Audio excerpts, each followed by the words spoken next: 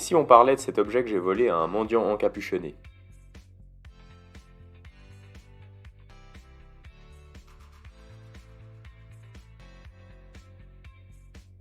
Ah, le sabre laser, l'arme noble d'une époque civilisée.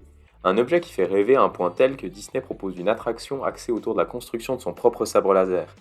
Évidemment, il n'y a pas que la souris aux grandes oreilles qui a senti le filon. Il y a plein d'entreprises qui fabriquent des sabres laser, tout comme il y a plein de fans de ces objets. D'ailleurs, on a des chaînes YouTube dédiées uniquement à ça. Ça doit bien limiter les options au niveau sujet de vidéo. Bon, j'abuse. En vrai, les chaînes sur le sujet sont vraiment intéressantes. On a de l'unboxing, des reviews et même des chorégraphies de combat. Un jour, je ferai peut-être une vidéo sur les différents acteurs qui vendent des sabres laser, ou la technologie embarquée dans ces objets. Mais aujourd'hui, je voulais juste vous parler un peu de ce sabre en particulier. Il s'agit du Bastion Echo de chez Saberforge, mon tout premier sabre laser.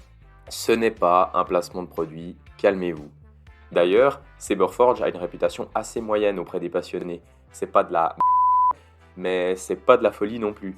On peut dire un peu partout que les délais de livraison sont longs, que le SAV est complètement à la ramasse. Personnellement, je trouve que c'est allé avec cette commande et j'ai rien à redire, donc je suis juste peut-être chanceux.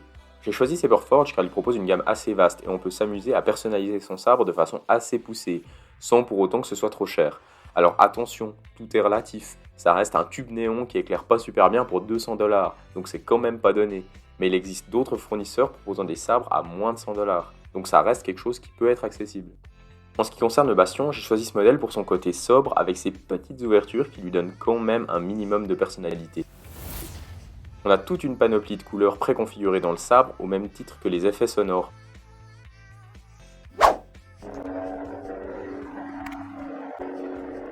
Que dire pour conclure si ce n'est que j'adore cet objet? Le simple fait de l'allumer me prodigue un plaisir fou. Alors les profanes diront que c'est une immense lampe de poche à 200 balles, mais entre nous, on sait que c'est bien plus. C'était Alain le Mandalorien et je vous dis à la prochaine.